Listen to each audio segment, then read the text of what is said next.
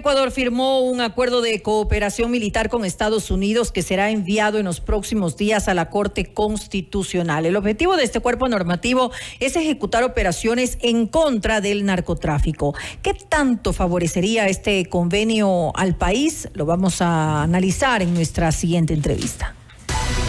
La noticia requiere profundidad. En Notimundo están los protagonistas de la noticia. El contacto a esta hora es con el doctor Luis Córdoba, coordinador del programa de investigación Orden, Conflicto y Violencia, para hablar sobre la cooperación militar entre Estados Unidos y Ecuador. ¿Favorecerá o no al país? ¿Cuál es la intención quizá que se ha denunciado incluso en algunos sectores detrás de estos acuerdos? Doctor Córdoba, nuevamente, gracias por estar con nosotros. Bienvenido. Muy buenas noches. Muchas gracias, Fausto, por la invitación y a quienes hacen Notimundo. Bueno, yo creo que lo primero que hay que decir es que hay mucha mitificación en torno a la asistencia internacional que brinda Estados Unidos. Se piensa equivocadamente que basta con hacer un acuerdo con ellos o con permitir incluso que tropas militares norteamericanas vengan a patrullar el espacio marítimo para mejorar las condiciones y las capacidades del Estado en materia de seguridad. Y digo, eso es erróneo por tres razones. Primero, porque para establecer una cooperación en el ámbito de seguridad, como en cualquier otro ámbito, se requiere contar con una política propia. Cooperar es coordinar políticas para generar beneficios recíprocos. Y lo que hemos visto en materia de seguridad es que la política desde el Ecuador ha estado ausente o ha sido muy poco esbozada en estos 2 años de gobierno. Segundo, porque no basta con asistencia internacional que está enfocada exclusivamente en una mirada belicista de persistir en este fracasado esquema de guerra contra las drogas. Ahora, con presencia de tecnología y de tropas militares norteamericanas para supuestamente decomisar más droga y atemorizar y disuadir a los narcotraficantes. Hasta el día de hoy no hay una política de drogas en el Ecuador y tampoco en Estados Unidos, y tampoco una política adecuada en Europa. Por esa razón crece también el consumo. Y tercera razón, por la cual es un mito esta asistencia, porque lo que se está dejando de por medio y de lado es los intereses que persigue Estados Unidos. Y entre ellos está el gravísimo problema migratorio, por el cual atraviesan ya 2 ciudades importantes, Nueva York y el propio Los Ángeles en California, donde están en alarma por la enorme cantidad de inmigración que están recibiendo. Y ahí hay mucho que decir al respecto sobre los planes que tiene Estados Unidos para América Latina.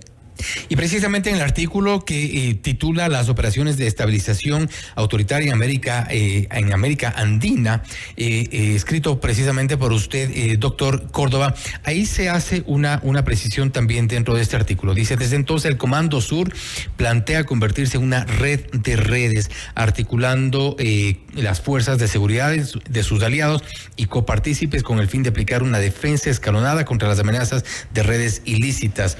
Esta red de redes, ¿cómo interpretar, cómo entender lo que ocurre? Porque no es Ecuador, además hay que destacar, el único país con quien se firma este tipo de acuerdos. Perú ya está también en la misma línea. Esto es súper importante decirlo, Fausto, porque también hay la percepción de que el problema es solo en Ecuador. En realidad, lo que muestro en este informe que lo publicamos hoy es que hay todo un diseño político y estratégico de Estados Unidos desde hace algunos años atrás para convertir al Comando Sur en el pivote estratégico de la región, articulando las fuerzas de seguridad de los demás países.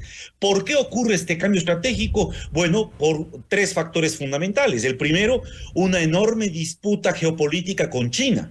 Y Estados Unidos está empeñado en ser el que lidere la estructuración de una defensa escalonada para evitar el avance de China en América Latina. Segundo, los 3 graves dolores de cabeza que tiene ahorita Estados Unidos. El primero, que es el tráfico de fentanilo que está produciendo una enorme cantidad de muertes en territorio norteamericano.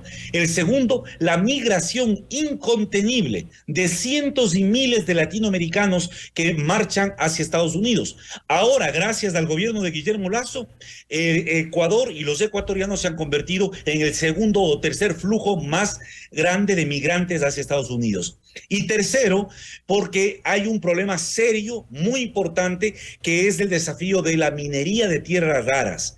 Si Estados Unidos quiere ser hegemónico en la industria de la tecnología y en la inteligencia artificial, necesita explotar con mayor ahínco tierras como el litio y otras más. ¿Y eso dónde lo va a hacer? Según los planes estratégicos, los documentos oficiales de Estados Unidos, es prioritario la minería en América Latina. Por eso es que están tan interesados en lograr un control sobre las Fuerzas Armadas de la región y tener influencia directa sobre las políticas estratégicas de cada uno de estos estados, sobre todo de aquellos estados donde hay gobiernos clientelistas para Estados Unidos, como ha sido Dina Boluarte en el Perú y Guillermo Lasso en el Ecuador. Y precisamente hago importante lo que acaba de decir el doctor Córdoba, porque en parte del informe también se menciona, por ejemplo, dice, no es difícil concluir por qué el gobierno de Dina Boluarte en el Perú y el de Guillermo Lasso en Ecuador gozan de tanto respaldo en la Casa Blanca y las Fuerzas Armadas, a pesar del repudio social que se han ganado. En ambos países, la presencia amenazante del populismo de izquierda sirve de subterfugio para apalancar los intereses de Estados Unidos.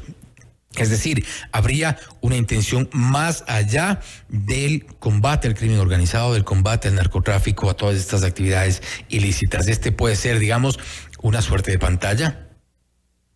Yo diría que es simplemente la puesta en escena de una agenda de política exterior que explícitamente Estados Unidos ha venido construyendo, pero que lamentablemente la miopía y la ceguera de los líderes en nuestro país y del mando militar y policial siguen creyendo que Estados Unidos es un Papá Noel que viene a darnos armas y financiamiento porque se preocupa mucho por nuestro destino. En realidad, Estados Unidos ha sido muy sincero, y en eso hay que reconocer que sus documentos oficiales han mostrado cuáles son sus intereses. He dicho varios de los intereses, y uno de ellos, en cambio, tiene que ver con el planteamiento que ha hecho un ex ministro de Defensa del Ecuador, el general Osvaldo Jarrín, que es además uno de los profesores en el Centro de Estudios Hemisféricos de Defensa, Wilson Perry, del Pentágono, y que es uno de los que ha propuesto la idea de que en América Latina los ministerios de defensa tienen que intervenir para neutralizar a las fuerzas del populismo de izquierda radical, que son identificadas por él como principales causas de inestabilidad política.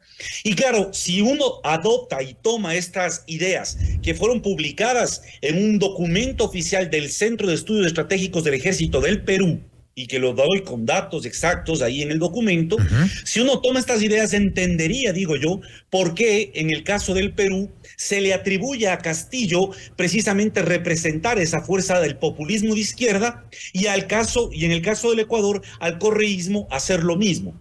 Desde ese punto de vista, Fausto, la presencia, esta vehemencia de Estados Unidos por incidir en ambos países, no solo que tiene un condumio de seguridad desde el punto de vista de sus intereses, sino que claramente pretende imponer incluso una agenda político-electoral. Y eso es inaceptable no solo para Estados Unidos, sino para cualquier país. No aceptaríamos que China venga y nos diga a qué candidato elegir. Lo mismo debe ocurrir en el caso de Estados Unidos. Y me parece que esos son los temas que no se han debatido democráticamente en el Ecuador. Porque recuerde que todo esto lo sabemos por rumores, por noticias extranjeras. No hay una auténtica política que sea construida democráticamente. Lo están haciendo todo tras bastidores para no causar revuelo y para permitir que llegue el nuevo gobierno y ya le tengan lista la mesa tendida. ¿Qué tan peligroso es lo que acababa de plantear plantear, doctor Córdoba, por ejemplo, de respecto a esta publicación del Centro de Estudios Estratégicos del Ejército de Perú, donde el general Jarrín justifica, dice, las nuevas competencias de los Ministerios de Defensa de América Latina, además la necesaria participación de las Fuerzas Armadas en la prevención de los conflictos políticos y crisis mediante operaciones de estabilidad. Y me centro en estas dos palabras, operaciones y estabilidad, operaciones de estabilidad. ¿Cómo interpretarlas? Bueno, hay una doctrina militar que se desarrolló ya desde al menos la segunda década del siglo XXI en el ejército de Estados Unidos sobre esta concepción de estabilizar a los países. El problema de esta doctrina, que pretende resolver lo que ya es inestable, es que no se plantea una intervención en las condiciones socioeconómicas que desencadenan inestabilidad. ¿Por qué Perú tiene una enorme inestabilidad política y económica? Porque desde la dictadura de Fujimori se estableció un modelo que es altamente excluyente.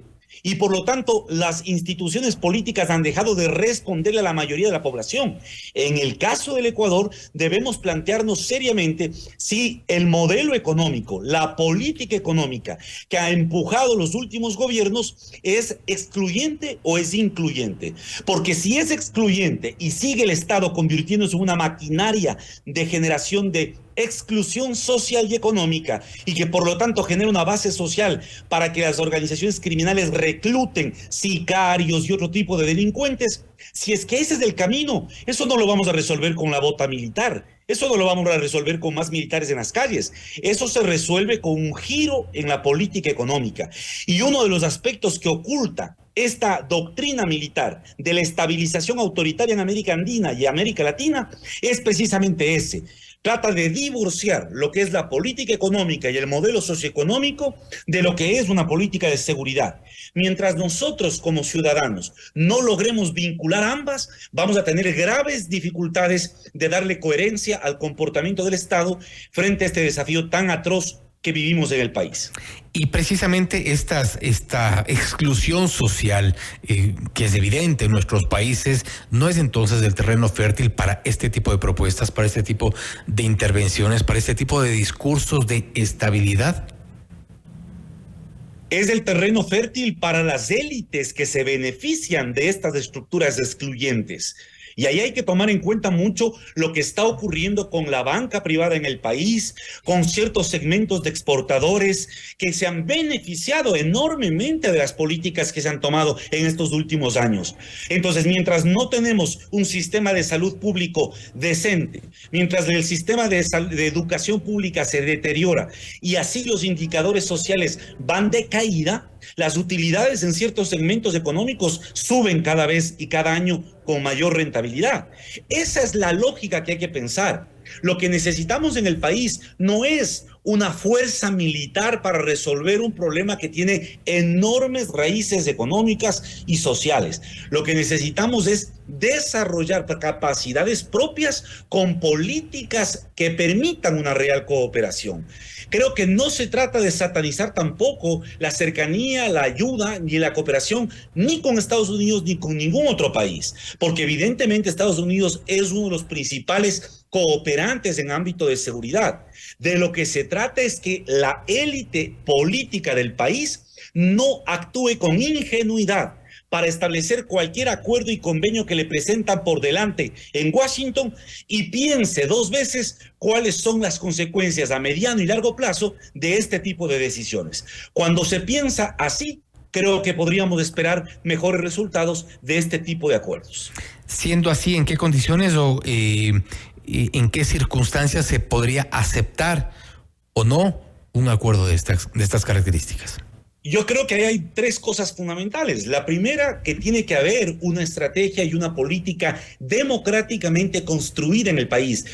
Fausto, en el Ecuador no vivimos en dictadura, por Dios. Y hay que recordar al ministro de Defensa, al ministro del Interior y al presidente que no estamos en una dictadura, este es un sistema democrático.